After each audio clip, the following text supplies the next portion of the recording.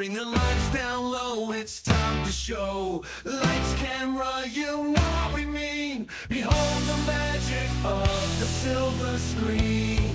Some movies rock, some movies shock, they're powerful, alright. We cover them all on your favorite part. So many movies we can choose, even when you win, you lose. Life moves pretty fast, some will fizzle and some movies last. I understood there would be no math, it's the 30-something movie podcast. Be excellent to each other, peace out and word to your mother. They're from the best decades, movie magic that never fades. Lightsabers clash, phasers set to stun. Action packed from dusk till dawn. We have deep thoughts and questions three. Come share our love of the movies we see. Life moves pretty fast, some will fizzle and some movies last. I understood there would be no math, it's the 30-something movie podcast. Ladies and gentlemen, it is the 30-something movie podcast. I am your host, John Reed, the first member of the barbershop quartet that we are all a part of, the three-person barbershop quartet that got started in Skokie, Illinois. I don't know how that works. Yeah. I see what you did there. No, wait, I know how a three-person barbershop quartet works for me. It was my understanding that there would be no math. That's why. Oh, how are you doing? I'm well, John. How are you? Excellent. Excellent. Patrick, how are you? Great. Good. John. Good. We'll briefly jump in here. I know we were talking for a little bit before, so let's have this review be gone in 60 seconds, if you see what I did there. I see. All three of us within the last few days went to go see F1. Pat, how was it? Awesome. Great movie. Exceeded expectations. So excited that I'm at a point in my life when Formula One is a reality show, is a sport being talked about, like at the water cooler at work. There's kids that are into it. There's adults that are into it. There's, I've got students that are like all into STEM, that Formula One is their jam. I've got students that are like athletes that love the thing with the drivers, and now it's up on the big screen. We got to keep it spoiler free. I don't know why, because we're a spoiler podcast, but maybe because the movie just came out a week ago. Well, but it was just so good. And the visuals in it were it was just beautiful. Yeah. Now, Bo, you saw it in one of the 4D theaters. So you said, but you said, when I think of 4D theaters, I think of like shakes and smells, but you said you didn't get a whole lot of smells. No, it wasn't smells, but there was shakes and smoke and water and wind or in their case, air while you're driving. Did you get the bleeps and the creeps? Exactly. It was really good. It was a lot of fun. There are certain movies that lend themselves to that 4D experience, and I think this one definitely did. Nice. Yeah, I'm glad I chose to do that. It was sort of a spur of the moment thing, but yeah, I think we had a good time.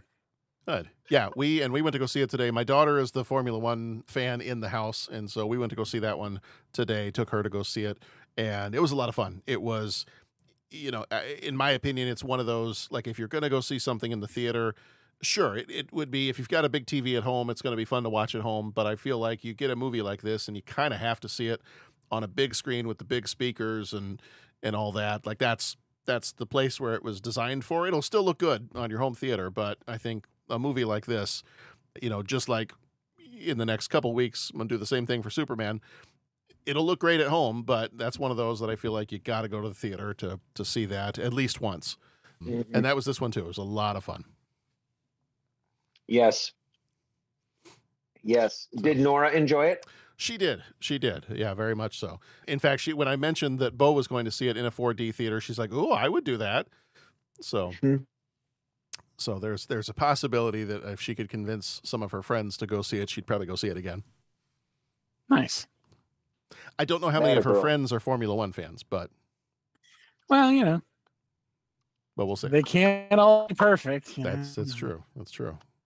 This is their chance to improve. I did. Now, the only problem that I had with the F1 movie was there was a line that was misquoted about 2/3 of the way through the movie. Okay. And the line was, they said, even when you lose, you win.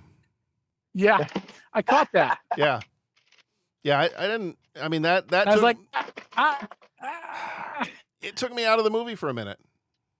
Yeah. just a minute. Clearly, If I'm being honest, I'm like, no, I don't think so. clearly, they haven't listened to the 30-something movie podcast, specifically Alien and, Correct. know our maxim about winning and losing. Apex GP is not a subsidiary of the Weyland-Yutani Corporation.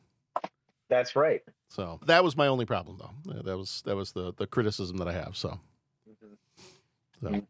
all right. Well, we Understandable. have Understandable. Yeah. Oh, absolutely. Totally. We have rounded up the usual suspects for this one, which, ironically enough, we are talking about the usual suspects. So very quickly, we spoil freely here. So if we mention a movie, you don't want to hear anything about it, just skip ahead, maybe hit that skip button a couple of times, and we will have moved beyond that point most likely. Make sure you visit our website, 30podcast.com, where you can leave us a rating, a voicemail. You could become a co-executive producer via Patreon over there, and there's all kinds of benefits and other stuff to doing that. Sometimes you get to tell us what to watch, so that is a lot of fun over there too. And yeah, I think we'll dive right on into the usual suspects for this one. So this one came out August 16th, 1995, rated R, with a runtime of 106 minutes, 1 hour, 46 minutes. Directed by Bryan Singer. It is one of his earliest movies. Public Access and X-Men. Writer for this one was Christopher McQuarrie, who did Valkyrie and a lot of the later Mission Impossible movies that we've been enjoying. Producers on this one were Bryan Singer and Michael McDonnell. Singer did X-Men, Days of Future Past. Composer was John Ottman, and he did Valkyrie. I think he also did X-Men, Days of Future Past, and I believe he also did Superman Returns, if I remember that correctly. Oh. Cinematographer was Newton Thomas Sigel. He did Drive and The Wolverine. Editor was John Ottman. That's not the editor. John Ottman's the composer. Clearly, I wrote down the wrong editor here. So the editor is Keyser Söze. And by the time this podcast is over, you can decide who you think that might be. Love it. That's how we'll handle that. Production companies: Polygram Filmed Entertainment, Bad Hat Harry Films, and Blue Parrot Productions. Budget was $6 million. Not a huge budget. Worldwide box office was $1 million. Worldwide box office is about $67 million. Flick Metrics gives it an 82%, and I could not get a score to come up for Cinema Score on this one. Kevin Spacey played Roger Verbal Kint. He was in American Beauty and Seven, so we actually just talked about him recently. This is, like we said, we should have had like a Kevin Spacey month, because we had, what was it, Outbreak, Seven, and now The Usual Suspects. Wow, all in 1 year. All in 1 year, yep. We're actually going to have, so I'll pull back the curtain just a little bit, because I believe, if I remember correctly, we have a month. I haven't announced anything yet for what our year looks like next year, but we've already been kind of like pulling some of that stuff together. Mm-hmm. And I believe, let me consult the Book of Armaments. What do we got, John? What do we got coming up for the folks in 96? Okay, so I'm going to say that there is a month next year. I won't say which one it is, but there is a month next year that there were so many movies for this person that we had. It is an appreciation month just for that person. Mm. So one of our months next year will be John Travolta Appreciation Month. Really? Because we will have Broken Arrow, Michael, and Phenomenon. Phenomenon.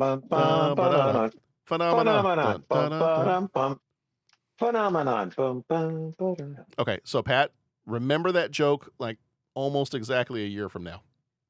Okay. Just jot that down somewhere. I'll remember that. Okay. Mana. That's just fun to do. Are we planning a new drop? We could.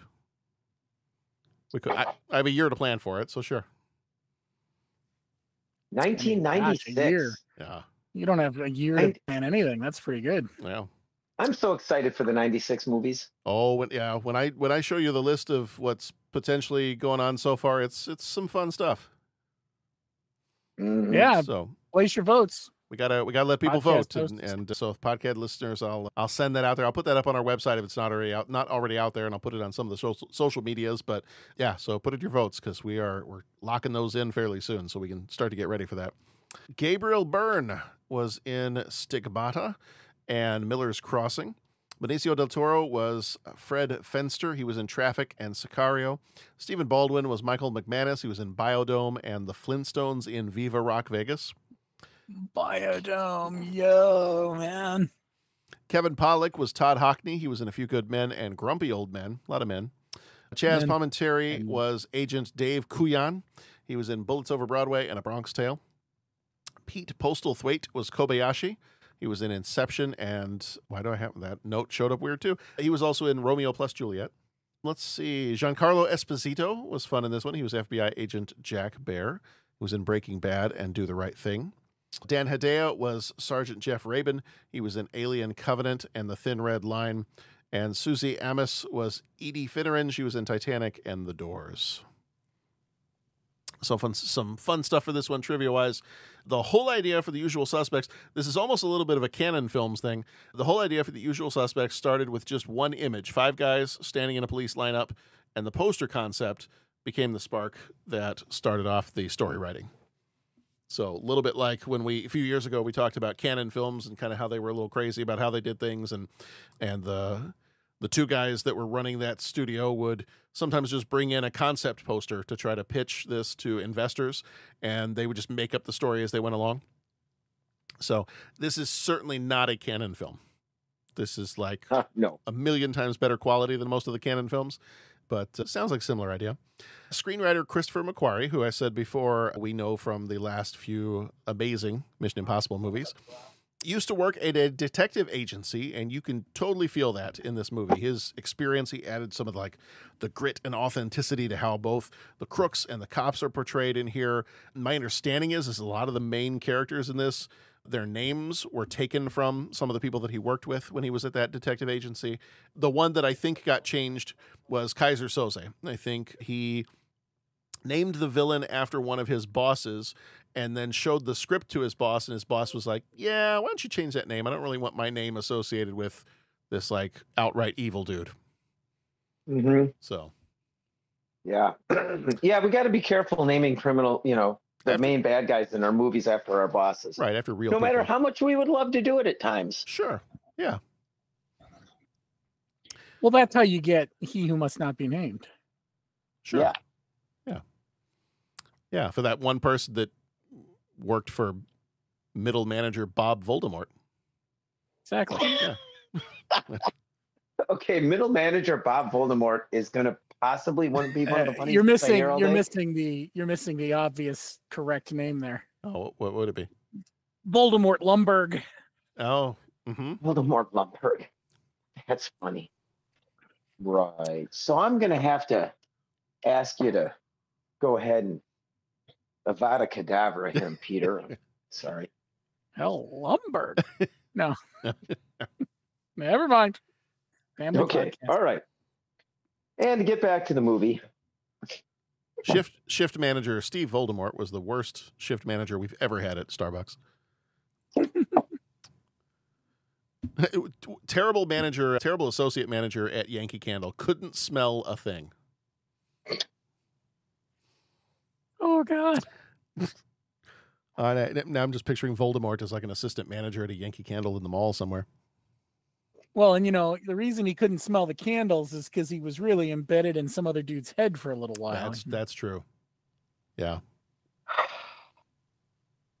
Yeah. Real awkward when he tried to manage that the Bath and Body Works.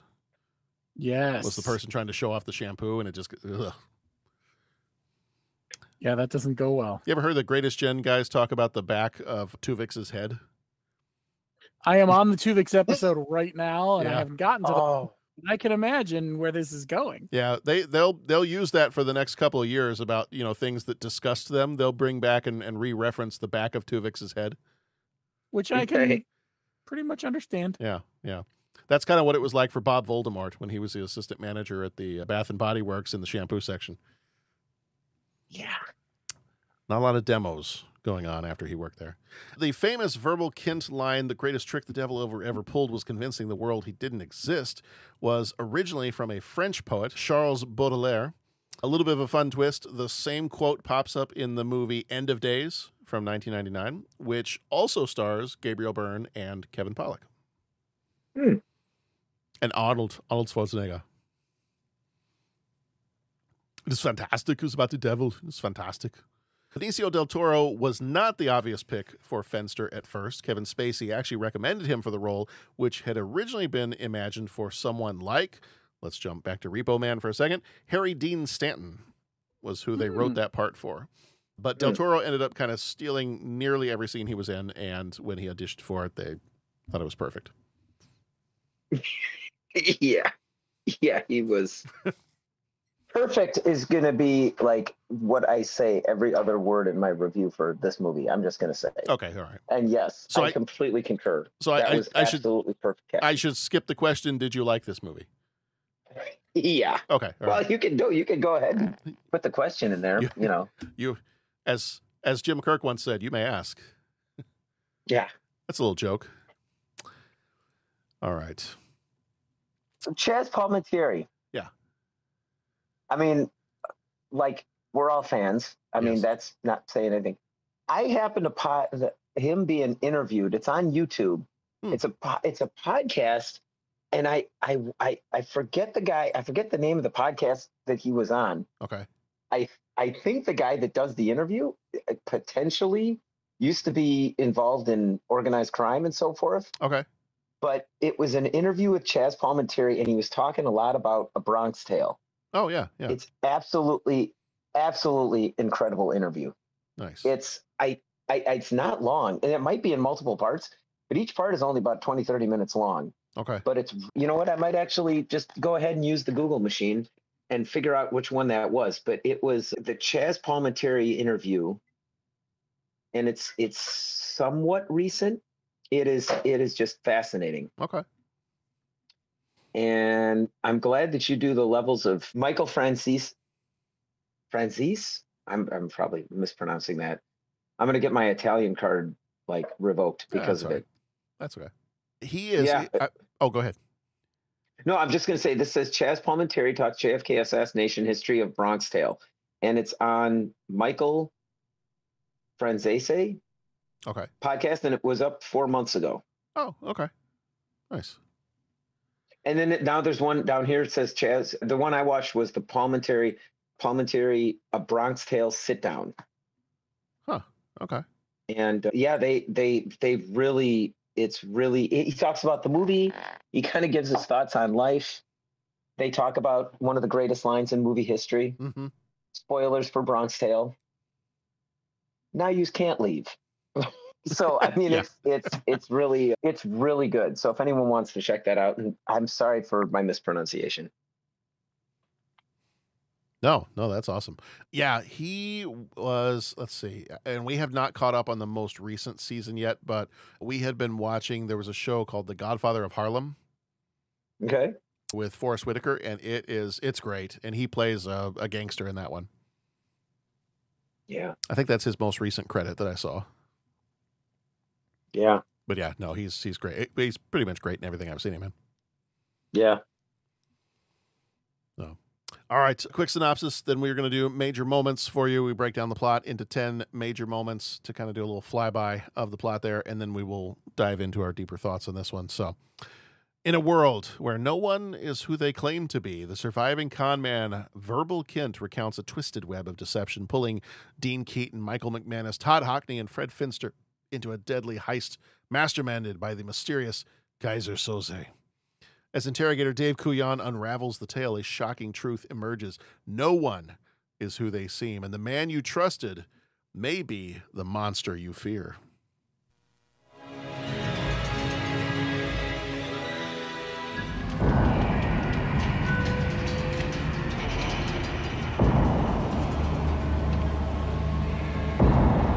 Usually, when there is a crime, there is a motive. I want to know why.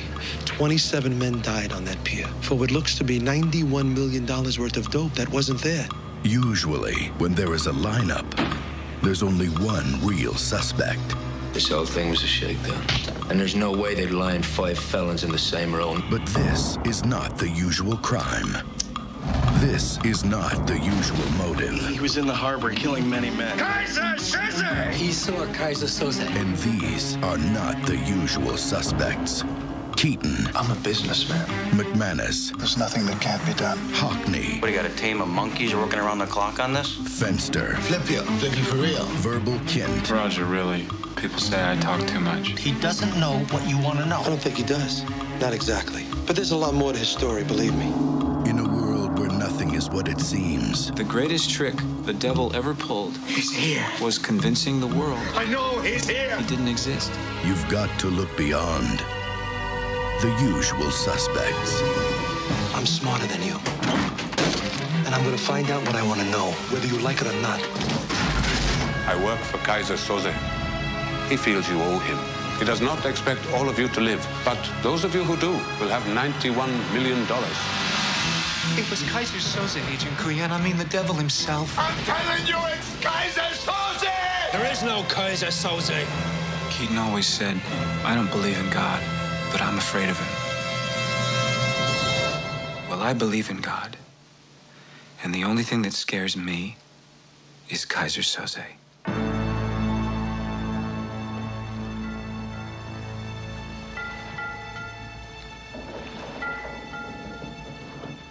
Okay, major moments for this one.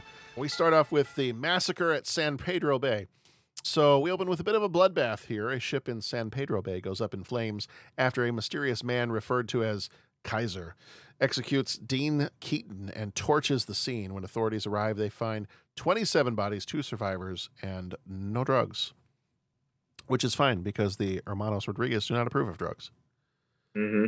A Verbal Kint. One of the survivors is Verbal Kint, a small-time disabled con artist. He's brought in for questioning by U.S. Customs agent Dave Kuyan, who suspects there's more to the story and to Verbal than meets the eye.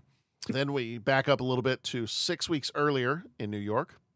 Verbal and 4 other criminals, Keaton, McManus, Fenster, and Hockney, are rounded up the usual suspects, as they say in Casablanca, are rounded up for a truck hijacking they claim they did commit.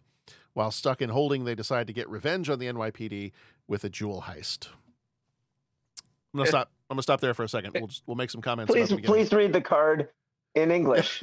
Yeah. Give me the gun. What the? Yeah. That was awesome. What the fuck? Yeah, it's just so good. Verbal. Yes, I think it's because I talk a lot. Yeah, I was just about to tell you to shut up. You know, back when I was picking beans in Guatemala, I just want to start making that. Like anytime I have to have a conversation with someone or tell a story, I'm just gonna start looking around the room and finding stuff that I can just use. Yeah. Maybe that's how I'll survive faculty meetings this year. Well, hey, I'll be there with you. So just mumble Yeah, and say, I know. what the fuck? Yeah, that's right. All day. in the faculty meeting, Pat, can you read exactly what this card says? What the fuck? Yeah, in English, please. All right. So English, do you speak it? Were you going to? You said I'm going to pause right there. Were you going to make a comment on this so far, or no? I mean, I was going to kind of open it up because this is the very beginning of the movie where we already are kind of shown what's ultimately going to happen, and this is where we start rounding up the team for the heist. And like any good heist movie, that's one of the best parts is when you start pulling the team together. So I was going to stop and just let us kind of comment on some of that stuff. So I'm just going to say I am already just wrapped into this movie. Yeah. And this is one of those movies that you only get to see it for the first time once, and you're going to want to like have it be not spoiled because it's amazing. But every other time you see this movie, you're going to be marveling at how well it's crafted. Mm-hmm. Yeah. And everything just works so well together because it's almost like you get before and after pictures. You know what I'm saying? Like you get the flashbacks and you see the ship tied against the pier and it's all bombed out and you know, laying sideways, kind of half sunk. And then it'll, you know, later in the movie, they flash back. You see that shot of the porthole right? And they're just showing you little clips of important things, right? Like the guy that referred to as Keyser, you see him light the fuse, and you see the flame go down the gasoline trail, and you know, you see bodies laying there, but you don't know what those bodies are. You get a shot of a porthole, but you don't know the importance of the porthole yet. And this movie, spoilers, but I mean, this movie will explain why all those snapshots, you know, are important. The gathering of the usual suspects, those characters feel so lived in. Yeah. Right? Like it just, you don't feel like any of them are acting. Yeah. And for a lot of these guys, this was the first movie that I saw a lot of these guys in when I saw this, at least that I remembered. So these guys, this is kind of what I think of when I think of these actors is this movie. Yeah. And so it's just so well crafted, and the music adds so much, telling you what you're seeing is really important. You're at the harbor. You don't see the boat. You know, you basically see the guy walking around. It's Giancarlo Esposito, right? He's the agent does he go on to become Moff Gideon? Yep. Okay. So basically that's what and I El thought. Pollo Loco. Oh. Yeah. So anyways, he's walking around, and he was in a crime scene. What was his character's name in that Night on Earth, the taxi movie? Was it Yo-Yo? Oh, that's right. Yeah. Well, and then they pan back and you see the bombed out ship, and you get hit with this movie theme that's just so imposing, right? It's just so sinister that you're like, oh snap, this is a big deal. I don't know why it's a big deal. The music's telling me it's a big deal, and I'm believing the music right now. This movie just hits. There's a heaviness, there's a gravitas to it. I'm just going to keep going for the next 3 hours. So I'll put myself on mute and let Bo say something, and John, give you a chance to talk and all that. Well, it's funny because I think before we were recording, you mentioned that Roger Ebert did not give this one a good review, gave it 1.5 stars. And it sounded like from his review, I'd have to reread it again, but it sounded like from his review that he didn't like the fact that the storytelling in this was fairly nonlinear. It made it seem like he's like, well, the boat explodes. Who set the bomb? Who did this? Like he was criticizing stuff that's like, just, you know what? Hold on. Just watch the movie and you'll find out. It's kind of like when sometimes if you go to a movie with a kid or sometimes an adult that acts like a kid and something happens in the movie, they're like, wait, was this that? I'm like, just watch the movie. Well, wait, is this going to be that? I'm not telling you. Just watch the movie. So I kind of, when I was reading that part of Ebert's 1.5 star review for this, and he's like, well, who set the bomb? I don't know who set the bomb, so I don't know that I can follow the plot here. And I like, just take a breath. Just wait. Yeah. When you finish the movie, then maybe go back. And then maybe tie it all together. The guy that actually that introduced me to this movie is a big movie buff. Yeah. And I used to sit there and not so much I need to just hit pause and have you explain it to me, but I would just get excited and just to be like jabbering to myself. Well, how about that? You know, and it was funny because his line was always like, hey, Pat, this is one of those movies that actually like explains itself. So why don't you just shut up and watch? Yeah. That's what he told me. And it's kind of like, well, yeah, that's true. Yeah. So I wonder, because this is, and we talked, I feel like fairly recently we talked about the Oceans movies. Oh, no, I mean, I know we did, but also Docking Bay 77, I think it was their 200th episode just recently, and they were reviewing Ocean's 11 on their 200th episode. So I was listening to that one too. And that's one of the fun things about these movies. And I feel like, you know, there are definitely movies before this where you have this trope, but like the gathering of all the characters that you're going to need for the heist. Like that, where you get to, each one gets a little moment to show something about them. And I was trying in my brain and in a quick little search, I was trying to go back and be like, okay, what was the earliest movie that started to do something like this? Like, what is the earliest movie where we're like, okay, we need a team. We're putting the team together. We're getting the band together and we got to assemble the crew. And this is how we do it. And the earliest one I could think of, I guarantee there's something earlier than this. One of the earliest ones I could think of was Seven Samurai. Yeah. Because that's mid-50s, and I'm sure there's not, but my a lot of my movie knowledge is it starts to fade once we get past the 70s, and it just starts to get less and less. But I love Seven Samurai, so I know that one. That is one of the earliest movies I can think of where we got to get the band together because we've got some kind of like heist or mission or whatever. And I love that because you get, just like in Seven Samurai, you get a moment where you get to meet each of these characters and you get to almost immediately see their personality. Like you get to see, and I love how Benicio del Toro's is just hilarious. It's like he looks so awkward walking down the street, and then he just tries to, like, he rounds the corner. Whoop, nope, we're not going around that corner. And it's just hilarious. Kevin Pollak's character, Hockney, is he could care less. In fact, you would think any other criminal that has cops surrounding them, guns drawn, you're not going to go reach for anything that's out of sight. He reaches for that rag to go wipe off his face, and he almost acts like, you know what, shoot me, fine, whatever, I don't really care. And so you immediately get each of these characters, you get the sense, you get a very quick sense, each one in like 5 seconds or less, of what this character is like. Right. Which I just want to say, you said the runtime of this movie, it's under 2 hours. Yeah. And they tell so much story. Yes. Such economy of style. If you do that, yes, if you assemble that crew right, then you've already told a ton of their backstory. You've told as much of their backstory as you really need to know for a decent portion of the movie in those 5 to 10 seconds when you meet them. If you've written the characters right, and if you introduce them in the right way, you've done the work, and you can just get on with the rest of the story. Yep. Yeah. Indeed. Yep. You sure you guys are sure you brought enough guys? That was what he said when they reach and they all come at him with the guns. He's like, right. You sure you brought enough guys? Or something like that, yeah. And then you get all the guys that have to, because then they do it again. Then they give a little bit more of their personality when they get them in the lineup, and they're like, just read what's on the card, please.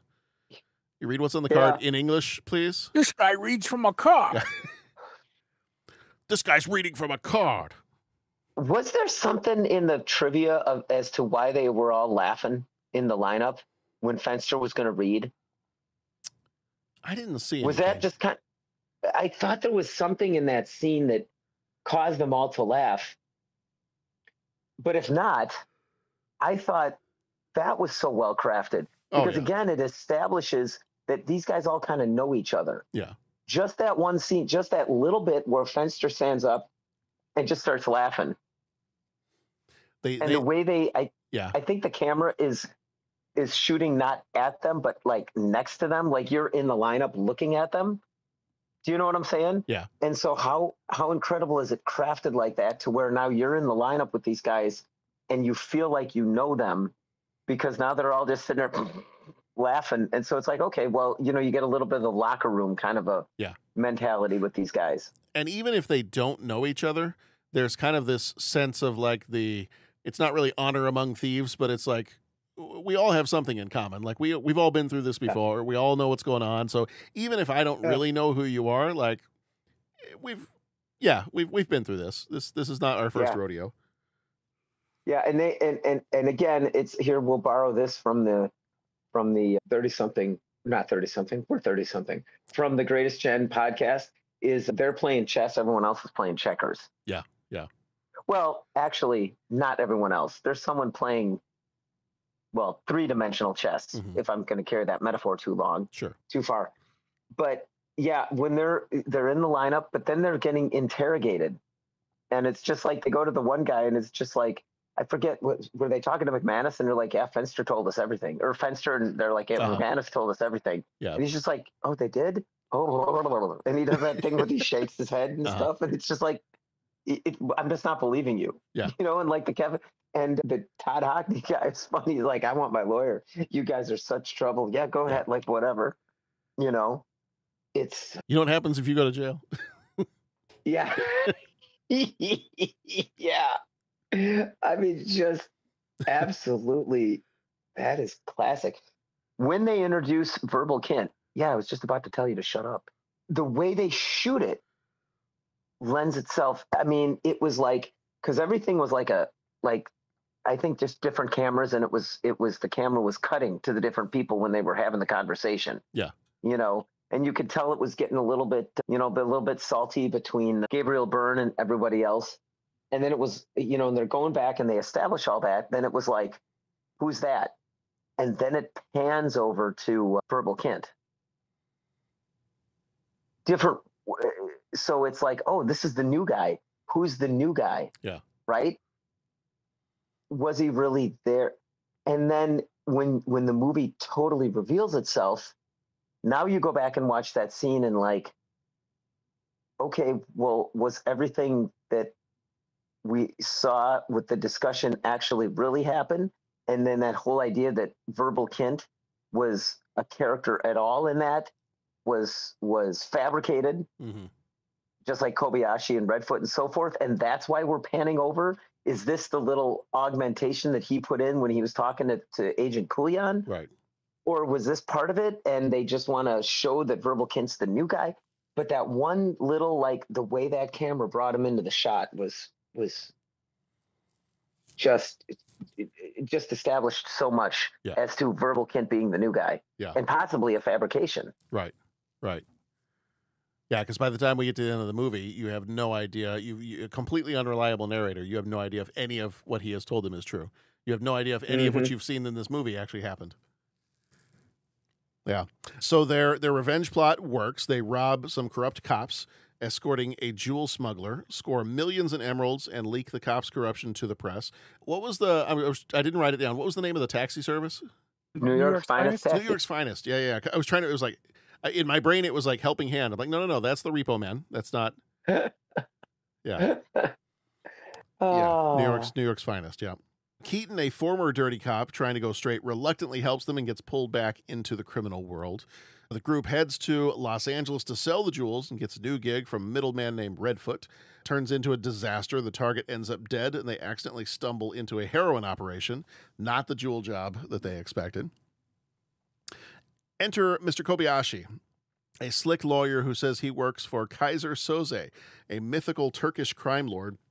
So ruthless, he once killed his own family rather than let rivals use them against him.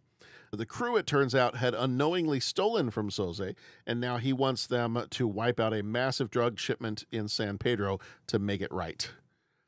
Gang is terrified at this point. Fenster tries to bail and ends up dead. Kobayashi calmly threatens their loved ones, and the crew realizes there is no way out but to go forward, and they plan the job knowing it's probably a suicide mission at this point. They attack. Shout out to this Kobayashi guy for having ice in his veins. Oh, yeah. That guy was, that writing was amazing. Yeah. And I just have to say, like, you know how they always say, when dealing with kids or just about it, don't get into a power struggle. Yeah. Right? Like, you're not being fair and why should I have to put my phone down? I'll be happy to discuss it once your phone is down. Yeah. Yeah, just put your phone down and then we can discuss, that was this character. Yeah. Like whatever they said, no matter how he's, I don't believe in Keyser Söze. I think that's just a made up tale. Whatever your belief, he's very real. And this is what it's just, he locks right in. Yeah. And that threatening of the loved ones, when they get the hit and hey, just so you know, you can get to us, but now we can get to you. Like, ha. He's like, okay. And then his voice shakes a little bit, like you feel like he's getting nervous. And he says, before you do me in, quote unquote, just that delivery is so amazing. May I continue my business with Miss Finneran? Like, wait, what? And then there's that whole great scene where he's basically like, he pulls their pants down, right? Like, it's like, you're not going to do anything. This gal's getting up, What did he say? She will be subject to the worst violation before we take her life. And it's just like, whoa, okay. That just got real in a hurry. Yeah. And now suddenly he's right back with the upper hand. And the absolute masterstroke is that scene where he goes and sits down at the table. They begin the meeting. And then he looks up at Gabriel Byrne's character. And the look that he delivers is, don't you have work to do? Get moving. And then he kind of crooks his head and looks at Edie Fitteran and then looks back at him. And that look that he gives her, like, just remember, like what we're going to do to her if you don't listen. The way that scene was shot, the way that scene was directed and the way that scene was acted, that Pete Postlewaite, that was awesome. Yeah. That look that he gives Gabriel Byrne, and then when he throws the side look at Edie Finner and looks back, like, you know what's at stake. And he says all that with just those looks. It, Yeah. In fact, that whole line, I looked it up real fast. That whole line was, "Get your rest, gentlemen. The boat will be ready for you on Friday. If I see you or any of your friends before then, Miss Finneran will find herself the victim of a most gruesome violation before she dies. As will your father, Mr. Hockney, and your Uncle Randall in Arizona, Mr. Kint. I might only castrate Mr. McManus's nephew, David. Do I make myself clear?" Yeah. Like, boy. Yeah. Yes. Yeah. Yikes. Yeah. Yeah. Jeez. And then to our listening audience, go back and watch that scene where he throws the look at Edie Finneran at the table. It's as chilling as his dialogue that he delivers. Yeah. I like, and this was just like one of the next things down on the IMDb list of quotes, but I always like this one too. Later on when he's talking about Mr. Redfoot knew nothing. Mr. Söze rarely works with the same people for very long, and they never know who they're working for. One cannot be betrayed if one has no people. It's true. Mm-hmm. Yeah. No, I think Kobayashi, other than, I mean, everybody has got some great lines in this, but I think Kobayashi has some of the greatest lines in this movie. Yes. By the way, we're doing the 10 major moments, and this is again why I don't get the Ebert thing, but how about the shout out for like the two parallel storylines going? They're interviewing Verbal Kint, mm-hmm. and they're uncovering the crime. They're putting the pieces together. Yeah. And along with this, and I think at this point in the movie, the Agent Grand Moff Gideon finds out, like, goes into the hospital room, and that whole thing is funny. Sir, you can't be in here. Yeah. Hey, look, it's just going to take a second. Sir, you're just ignoring. Yeah. And then the guy is sitting there just like, rah, rah, rah, rah, rah, rah, and he's on the phone. He's like, hey, can you shut up a minute? Yeah. But then he says Keyser Söze. And I mean, I'm like, I don't know, like my brain is like, okay, well, who's Keyser Söze? But the way they all react, the way the music hits, it's just, oh my God, like, I don't know who Keyser Söze is, but like, what? Yeah. And then they all freak out, which that whole thing is awesome. And then shout out to the way they build this character up, right? Like, and just the idea that there's people that are terrified of this person, mm-hmm. but they're describing him in supernatural terms. And at this, I mean, we're just talking major moments. We're not talking about like movie reactions. But at this point, in my mind, I was almost like, is this going to be like a devil's advocate thing where all of a sudden this is like a movie with like the supernatural and I just didn't know about it? Like, like I don't know. And the way they describe Keyser Söze and they do the flashback and the way they film that and the way he's got like the long hair and he's just so well done. So well done. Yeah. In fact, let me just do this real quick. We're not done with the 10 major moments, but we're blending in everything tonight. So let's just do this. And now, deep thoughts. Okay. Yes. Everything you said, and yes. They end up attacking the ship, gunning down dozens of Argentinians and Hungarian gangsters. Something's a little bit off, though there's no cocaine on board. One by one, McManus, Hockney, and Keaton are all killed by an unseen assassin. Verbal hides and watches this all unfold. And then, as Kuyan continues to interrogate Verbal, after the fact here, FBI agent Jack Bear, who is Moff Gideon, gets a sketch from burn victim Kovac, who is the only man to have seen Söze. Kuyan realizes the real plan wasn't about drugs. It was to kill Arturo Marquez, a witness who could identify Söze and who just happened to be on that ship. Kuyan is convinced that Keaton was Söze. Verbal confirms that theory but refuses to testify. So he posts bail and he leaves. Moments later, Kuyan notices Verbal's whole story was completely made up, pieced together from items in the cluttered office that they were in. And as the sketch arrives that shows Söze's face, it's Verbal. Kuyan races outside. It's too late. Verbal has already driven off with Kobayashi, and that end of the movie is awesome as he's walking down the street and they're zoomed in on his feet and you see the limp, and suddenly the limp starts to disappear, and the limp is gone. And it's that, I don't know, just that moment. I remember the first time, and this is where we're going to veer into, you know, our deep thoughts in the middle of the 10 major moments here. The first time I saw this movie, that was one of those movie moments where I was like, oh, I'm going to have to watch this one again, because wait a minute, how many hints did they drop that I completely missed here? Yeah. Awesome. And Awesome ending. One of my favorite movie endings. Is that the devil? I mean, are we watching the devil walk down the street? Or is this Keyser Söze kind of like, he's making up his own legend at this point, does Keyser Söze actually exist? I am not the original Keyser Söze. Right. The original Keyser Söze's name is Mike, and he's living in England, working as a barber. Right. You know, like it's just you don't know. And going back to that earlier point, the scene where Verbal Kint is sitting in the office just waiting to be interrogated. Yeah. The first time you watch it, he's kind of looking around the room, and he just kind of seems like well, they describe him as, you know, stupid, and he's just kind of kind of what you imagine. Every time you watch the movie subsequently, you realize he is highly intelligent, and that vacant look that he's giving is really, he's just taking in all those different pieces of information that he's going to put together into the story. He's crafting a story the whole time. And I mean, you don't even have, it's not even like music changing a scene, right? They don't even change the soundtrack. It's when you, well, they can't, because it's only one scene, but it's amazing because, well, it's like one of those little optical illusions, right? Do you see the skull, or do you see the woman sitting at the window sipping tea? You know those pictures, right? Like a schooner is a sailboat. That's right. That's right. Oh, I can't see it. When do I get to see it? And is he vacant?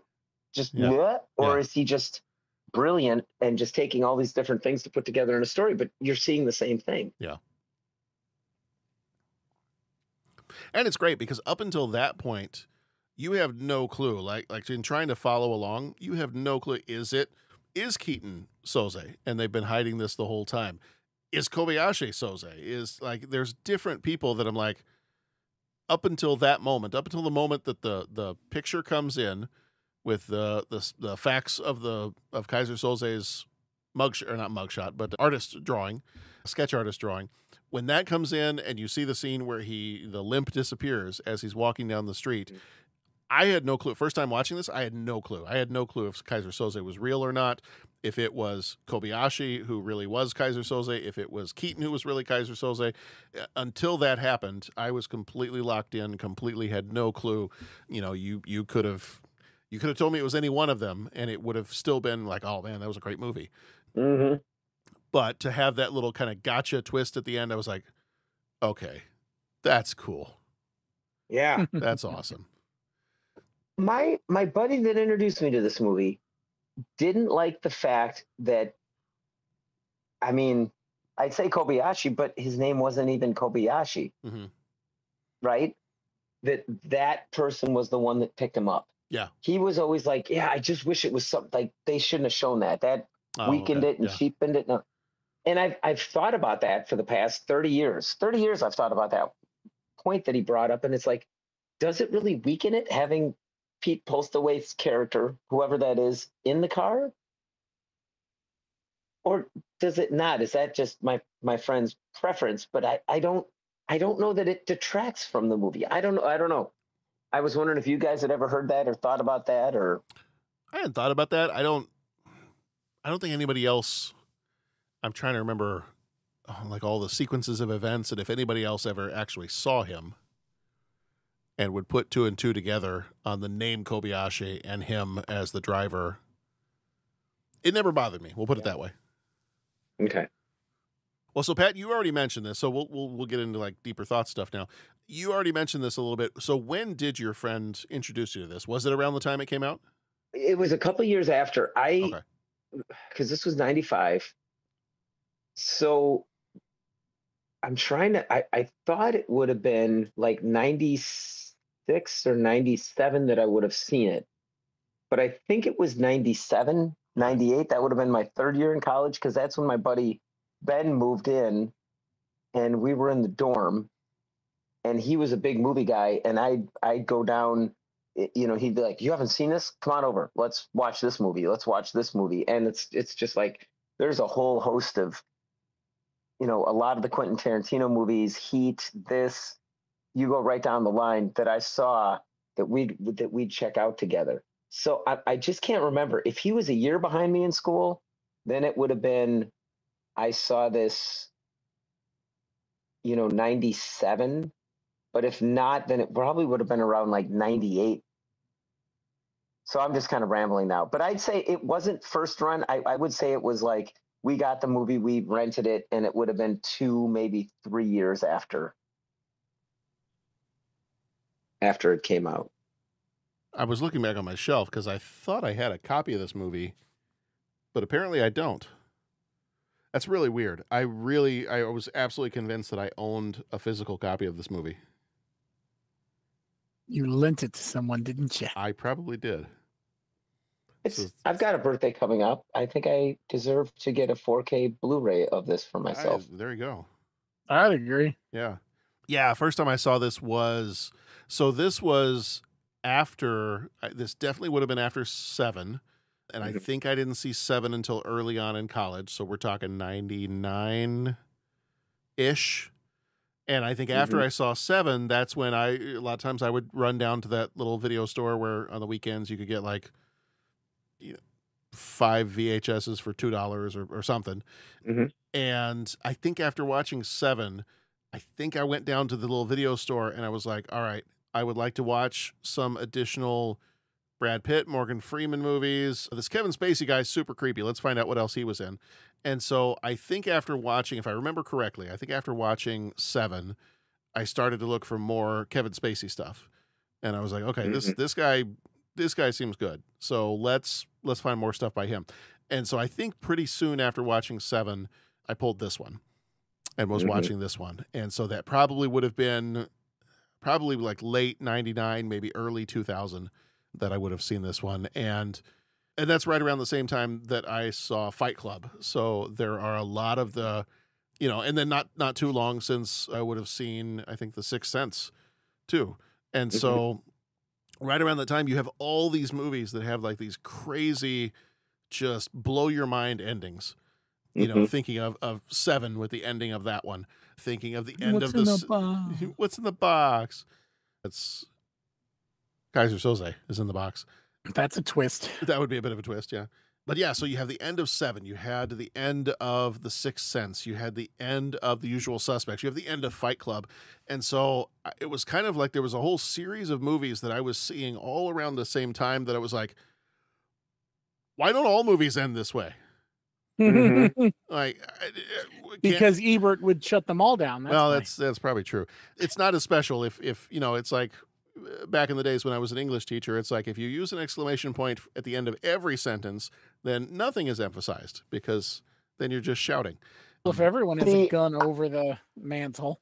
Right. As a person that types using only exclamation point as my punctuation, I find that, you know, if I want to do an actual exclamation point, I put 4 of them. Oh, yeah. And then, you know, then I can use 3, 2, and 1 exclamation point for other punctuation. Varying degrees of excitement. Exactly. But Pat, those of us that know you well enough, you don't think you need to put the exclamation points, because when we read your text messages, we read it with a certain level of extreme excitement. Right. It's implied. Like the exclamation point is implied. Your text messages could have no punctuation and be in all lowercase letters. And somehow I would still read it as, guys, I just got out of F1. It was amazing. It was. I get it. I get it. So I'm just telling you, you don't have to, if you don't want to, you don't have to do that. Like, don't. It's an option. Don't use the exclamation points as a crutch because we know you. Exactly. No, I hear you. Yeah. This movie is definitely exclamation point. Oh, yeah. Yeah. But yeah, this was one of those. I think I like lump this movie together with those other 3 that I mentioned because of the whole twist ending thing. And it's, I think in my, because this is really I mean, I loved movies growing up, but I really think it was once I got to college and I really started to, I'm not going to say, I did take a class in college on like film history and film as literature. And yeah, one class only. And that kind of helped. Like that helped give me a little bit more of a vocabulary for it. But I already loved movies. And then as I started to just really dive into, especially having this little video store that had so much obscure stuff that I had never seen before that was available and available cheap. Like that's when I really started to dive into loving movies. And I think especially around this time, this being the boom, boom, boom, boom, boom, you've got these 4 great movies that I saw right around the same time as each other. And they had these like crazy endings to them that, you know, to me, I think demonstrated if done right, no screenplay can defense. I think then it took me along for a ride. I was enthralled by the entire movie. I'm talking about all 4 of these one that I mentioned. I was enthralled by the entire movie. And then at the end, you gut punched me at the end in each of these 4 movies too. And I was like, oh, this was not just a movie. This was an experience. Yeah. And I think that's how I would sum up this movie too. If a host of a podcast asked me, hey, how would you sum this up? I would say, it was an experience. It wasn't just a movie. It was an experience. It was one of those that I haven't watched this movie a lot, but I've probably watched it four times now. This was maybe my 4th, maybe my 5th watch. And every single time, even though I know what's coming and I'm still looking for all those little clues, all those little hints, I'm like, oh, this is going to be great. It's not one where it's like, I already know the surprise, so it's not that big of a deal. It's one of those where I'm like, yeah, okay, so I know the surprise. That doesn't diminish my enjoyment of this movie at all. None. Yeah. But what about you? When was the first time you saw this one? You know, I was trying to think about that all day today, and I think it was my cousins told me about it. Okay. You haven't seen The Usual Suspects? I'm like, no, what are you talking about? And then obviously at that point, you know, you're not cool if you haven't seen The Usual Suspects. So I had to see it. You're not cool unless you pee your pants. That's right. Yeah. So yeah, I think that's when why I saw it. And when I'm going to say right around the same time you did, just in that ballpark somewhere, you know, 99, 2000-ish. Yeah. This movie definitely had that following. It sounds like we're all shared experiences of someone coming and saying, you haven't seen, right? Yeah. Right. Although, John, and I'm sorry, you just said it and I forgot. Did you just go, you went to the video store and said, hey, give me something with these actors in it, right? Or yeah. And I'm not even sure at that point if I knew of trying to use the internet to look that up. I'm trying to remember when IMDb first started. I don't know that I would have looked it up. Internet? Yeah. You know, back when Al Gore invented it. Exactly. Oh boy. So I don't know. I don't know if I might have gone to the video store and been like, hey, I just watched 7 and it kind of blew my mind and I want to see more of this Kevin Spacey guy. I might have done that. I might have just gone in there and be like, hey, can you show me some of this? Or I might have had maybe somebody I watched 7 with said, hey, if you like this one, you got to go see so-and-so. You got to go see Usual Suspects. So there's a possibility that it was either a friend or I went to the video store and was like, hey, give me more.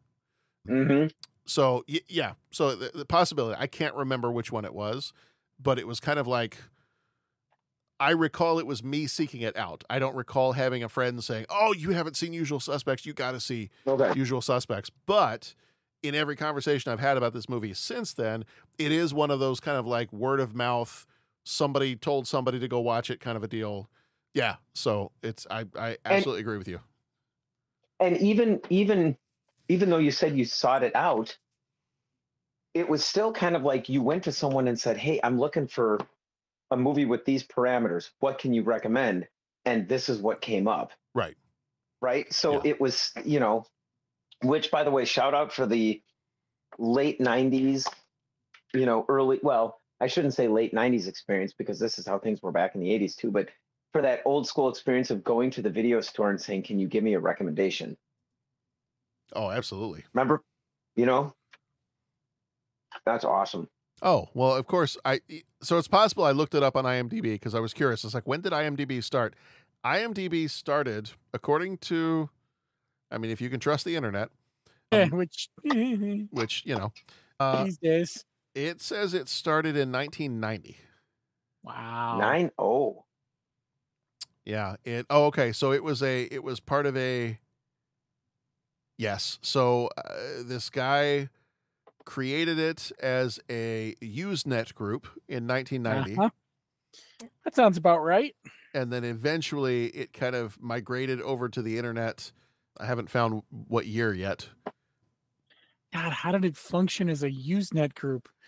Has anyone, can anyone list the Kevin Spacey movies? Yeah, I don't know. Apparently Wow. so the guy that started it, says here, the guy that started it, he had this software that he was using to just list movies. Yeah. Wow. Awesome. What for Ladies for and those gentlemen, of we us give you the internet. Yeah. So for those of us that never studied, what is Usenet? So it's kind of like, what would you say, Bo? Would you say it's kind of similar to Reddit? Yeah, an early Reddit is let me probably back the that up because easiest way to describe it. Let me back that up because I may have just used a dictionary definition to define. I may have used the word to define the word. Pat, do you know what Reddit is? Yeah. Okay. It's basically like a forum, right? Yeah. Okay. I didn't want to assume. So. Yeah, Okay. you posted and read messages and discussion groups. Like it was, Reddit's a good. There's a few reasons that it wasn't like Reddit, but none are consequential. Yeah. Yeah. You had like a top level, you had like different levels of groups. And then you had like subgroups within that, and then subgroups within subgroups, and so on and so on. And they till two friends. And yeah. And that was, and I keep saying forums, but I mean, God, I haven't gone on forums forever, but it's my understanding, it's kind of the same principle, right? Mhm. Like there's a Ducati motorcycle forum, there's a movie forum, there's a, just different. Well, you were telling me Reddit, like whenever you go to a new place on vacation, you're always like looking for, hey, I'm looking for a such and such restaurant in this area. John, I think you were the one saying check Reddit, right? Yeah. Okay. Yeah, I've been doing that for our Ireland trip that's coming up. And this was going all the way back in 1990? Yeah. Yeah. So how would you get access to get to that page? Because 1990, I had a Commodore 64 and was playing games that, required me to type in load quote asterisk quote comma 1 comma 2 or whatever.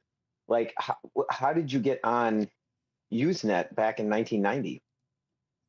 You had a little client and you would search for news groups and you would subscribe to the content and they would download in your client, sort of like old email clients. Mm. In fact, a lot of old email clients would have a Usenet section that eventually evolved into the news group section of those email clients. Wow. Did you ever use a chat product back in the day called ICQ? Yep. Old Usenet clients felt a little bit like ICQ Okay. in a weird way. I know AOL had a news group reader in it, and that was essentially Usenet and subsequent iterations, but it was essentially Usenet. What the is the internet? Usenet is still around. It's funny because while it was text-based back in the day, now people sort of use it as a interesting way to share interesting files. Mm-hmm. Because it's still exists and the protocol is still there, but no one's really using it. So it feels safe. Are you talking about tax documents? Yes. Oh, okay. Yes. All right. The stuff folder on people's desktops. Yeah. Yeah. A dark part of the internet, interwebs. Indeed. The seedy underbelly. All right. I don't want you see the underbelly. Trust me. Do we have anything else we want to say about usual suspects? We have 3 questions, and so I wanted to give you a moment to also look around the room that you're in to help you come up with answers. But anything else you want to say about usual suspects before we get to 3 questions? Who is Keyser Söze? Just when the movies seem to be, is this just a lot of dialogue and not action? You get that assault on the ship. Yeah. Which was exciting. Mm-hmm. And excuse me, and even that had a little bit of mystic in it, because when Hockney goes down, that's a fade to white. Yeah. Why did it fade to white?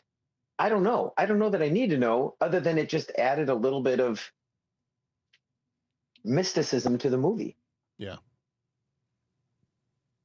Gabriel Byrne looked awesome in his pea coat. Mm-hmm. Well, an Irishman in a pea coat is always going to work out for you. Mm-hmm. Yeah. Yeah. It's a heck of a combination. And then he comes out, and somehow they get separated. And then McManus comes out. McManus, what's going on? The strangest thing. Oh my God, what a great line that was. You know what I'm saying? Yeah. Yeah. All right. It's time for 3 questions. He asks each traveler 5 questions. 3 questions. 3 questions. It's impossible to answer. Impossible because you don't know the answer. Nobody could answer that question. I want to ask you a bunch of questions. I want to have them answered immediately. What you just said is one of the most insanely idiotic things I have ever heard. At no point in your rambling, incoherent response were you even close to anything that could be considered a rational thought. Everyone in this room is now dumber for having listened to it. I award you no points, and may God have mercy on your soul. All right. Question number 1. Who is your favorite movie con artist? And could they outsmart Keyser Söze? And then you're going to take that even deeper. It's more of an inception if your answer is Keyser Söze. Oh, there we go. So I started thinking of con artists, and I feel like I've got my question. I don't want this to sound like a rebut of your question, but it's kind of like, is Keyser Söze a con artist in the traditional sense? Yeah. Or is he just so deceptive? Pat, is your answer somebody who made a cameo in Home Alone 2? Perhaps. I don't know. That's as far as I'm going to take that one, because I could get myself in trouble. Yeah. You know what? I don't know if I've got an answer. Like, I mean, my gut reaction is honestly Ruprecht from the Dirty Rotten Scoundrels. Oh yeah. I mean, you know, like or not Ruprecht. He was the character, but who is the Michael Caine character? Both those guys. Lawrence. Yes. Lawrence Jameson. And then, yes. But yeah, like, I mean, that is when I think of like a con man. Yeah. Like, I think of that. But I mean, Keyser Söze, I don't know. Was he a con man, or is he just like, like they said, he's a ghost. He's conning them with his story. So. Right. No. So I get it. Yeah. But it's like, I don't know that anybody could go up against him. I'm buying into the legend, right? Yeah. How do you shoot the devil in the back? What if you miss? Yeah, I don't think any of the second half of that question, I don't know that anybody I listed 3 different people, and one of them is Keyser Söze. I don't know that any of the people I listed could outsmart him. No. Because he seems like he's got his plans have plans. Yeah, he's 10 steps ahead. At least. And if you try to ask, could Keyser Söze outsmart Keyser Söze? That's like asking, what if it was asking if it's Hurricane Ditka? Right, if it was Ditka versus a hurricane. Ditka. Well, hold on. It's Hurricane Ditka. Oh. Well, that changes things then. That's what I'm saying. Yeah. Well, and you know, you guys saw Training Day? Yeah. Oh yeah. You've been planning this all day, son? I've been planning this all month. Or no, it was all week. I screwed up the line. Well, I'm not, you know. Yeah. I'm not Denzel. But it's like that's kind of what it feels like, man. You got this planned all the got this planned all day? No, been planning it all week. Yeah. Like it's just he knew exactly what he was doing. So yeah, I don't know. I don't know if any of the con men I could think of could outsmart Keyser Söze. Okay. All right. Well, but so who would you list as your favorite? Would it be Dirty Rotten Scoundrels or would it be something else? Yeah, probably the Dirty Rotten Scoundrels. You know what? There's Honestly, one this might I'm sound crazy. surprised you didn't go with, but we'll see. Anne Hathaway's Catwoman in the Chris Nolan Batman. Oh, okay. All right. She was so good. I mean, she was so good in that role. And just some of the things like just how she could just change on a dime. Like just, whoa. Yeah. Now we're going this direction. Like I really the scene especially that when she was partying with the senator or whatever. Yeah. And she walked in and then all of a sudden she's beating those guys up, but then the police come in and it's like in a millisecond, suddenly she's screaming like she's being traumatized. And I mean, that character was pretty amazing. I don't know.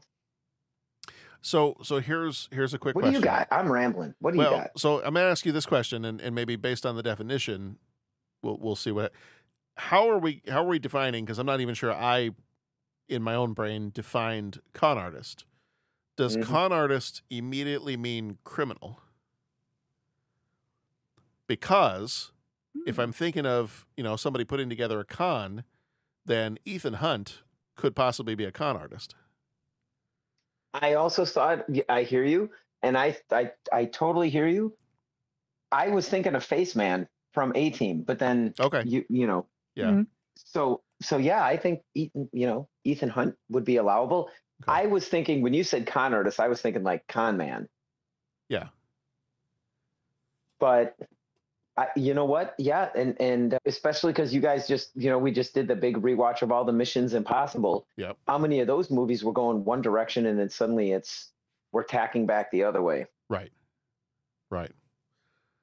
Well, my answer, I had a couple things written down here, and I'm gonna leave my other answer just in case somebody ends up taking it.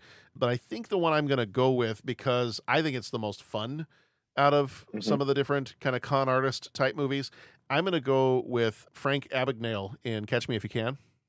Oh, yeah. Because Leo is so good in that one. It's funny. He's so smart in that, and it's fun. The interplay back and forth between him and Tom Hanks is hilarious. Yes. And I still to this day, when when I don't really know, if I'm like going back and forth with somebody and I don't really know like how to answer something, I'll just be like, yes, I concur. Do you concur? Mm-hmm. What do you mean? Always concur. Yes, always concur. If somebody asks you if you're a god, you concur. Concur. Exactly. Yeah. All right, Bo, what do you got? Well, I picked Danny Ocean because to me he is the con man's con man. That was the backup I didn't want to steal from anybody. Yeah. Could he out con Keyser Söze? I kind of think maybe. Okay. I mean, Danny Ocean, I feel like could sell a popsicle to an Eskimo if he really had to. Sure. I don't think he'd have any reason to get anywhere near Keyser Söze because I think he's a scary dude. Yeah. But I think he can pull it off. Yeah, it's got to be Danny Ocean for me. And they make a habit in those movies of taking on the superior criminal and the superior mastermind and triumphing, right? So that is the truth. Yeah. All right. Number 2, what is the best gotcha twist in movie history? Movie history. Like that is some stuff. The world is your oyster. I'm gonna pick an oldie but a goodie. Okay.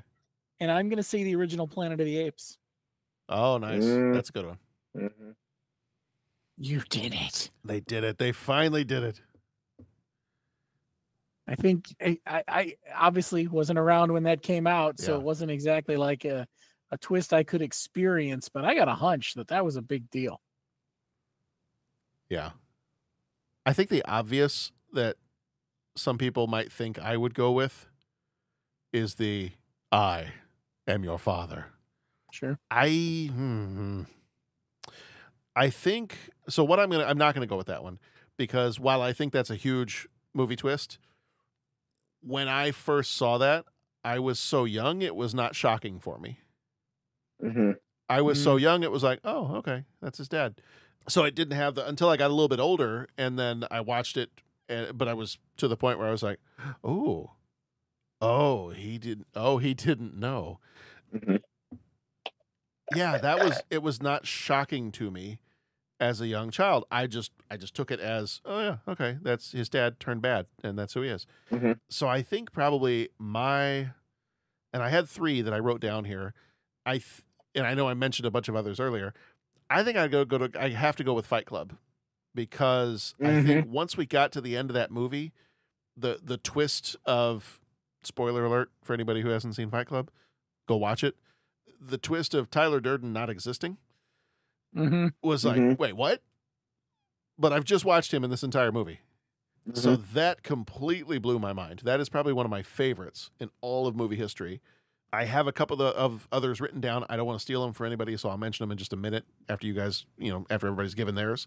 But Fight Club, I think, might be for me the biggest gotcha moment where I was sitting watching a movie and just went, wait, the what? I might have actually visually done a double take. Right. Yeah. Pat, what you got? This one? Keyser Söze? Okay. This one. Yeah, this, like I said, when my buddy showed this to me, it blew my mind. I've never liked this movie with anything less than 100%, right? Like it's always been awesome to me. Yeah. So yeah. My backups were Sixth Sense because that was kind of a huge one. Yeah. My other one is American Psycho. If you haven't seen American Psycho, maybe hit skip a couple of times right now. Okay. Have you guys seen American Psycho? I don't want to necessarily give it away if you haven't seen it. Yeah, it's been a very long time, but yes. Have you seen it, I Pat? don't know that I have. Oh. Oh, wow. I don't know that I want to spoil it.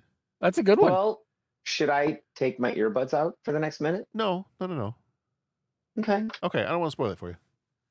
But I just But there's a bit of your moment. No, there's a bit of a twist at the end. I'll just say that. There's a bit of a twist at the end. Okay. And it's a fun one. It's like, oh, okay. All right. Yeah, that's definitely what. Don't go see the sequel. American Psycho 2, not good. Okay. God, I don't even know if I knew they did that. Yeah. Stick with the OG. Yes.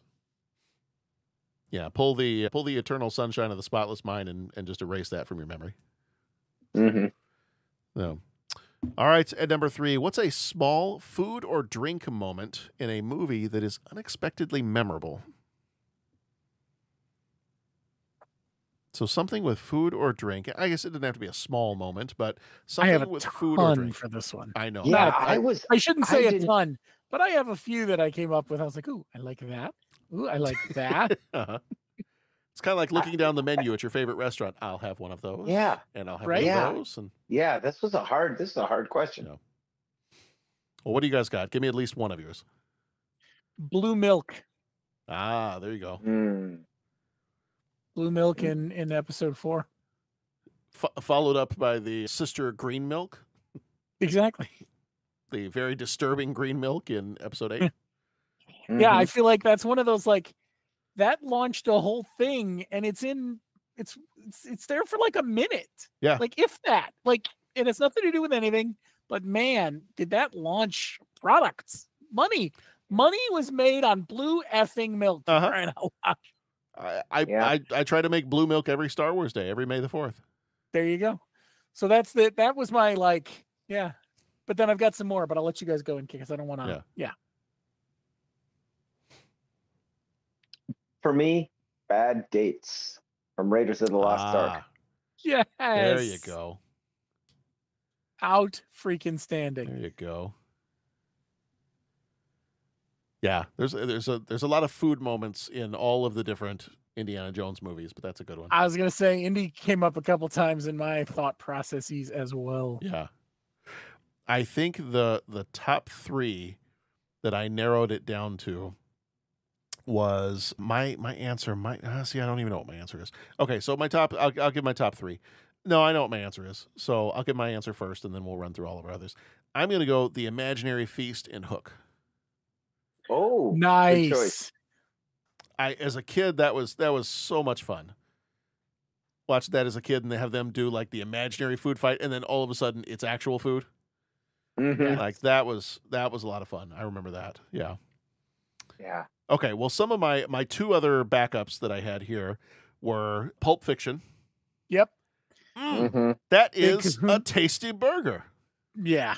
That whole thing is just so good. Mind if I have some of this beverage to wash this down with? Do you mind if I try a sip of that? I've always wanted to know what a $5 shake it tastes like. It's so where I went somewhere the other day. Oh, yeah, I was leaving work the other day, and I stopped in the drive-thru to get a milkshake, a chocolate shake somewhere, and it cost me $5.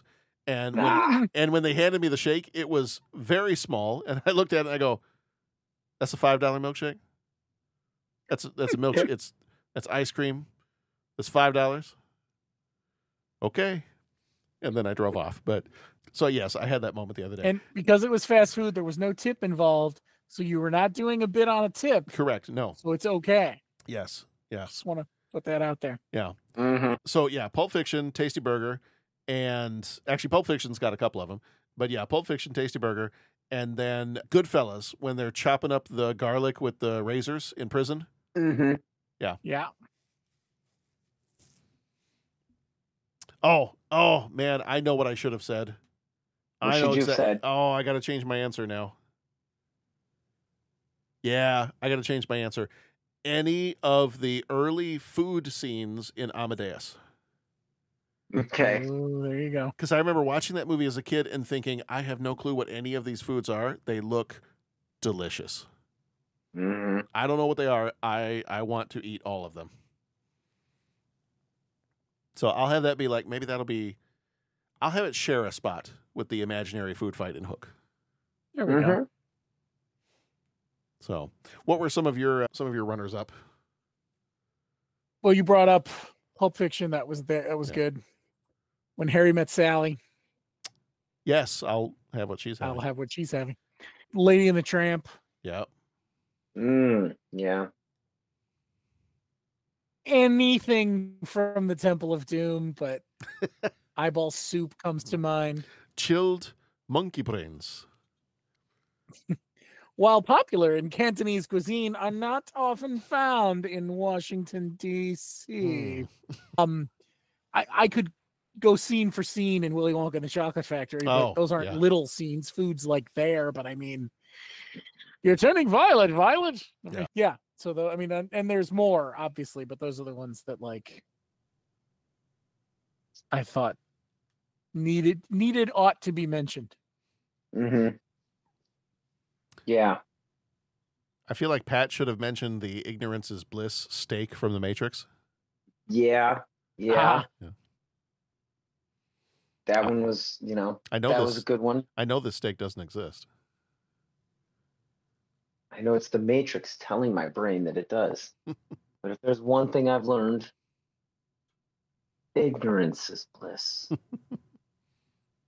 So we have a deal, Mr. Reagan.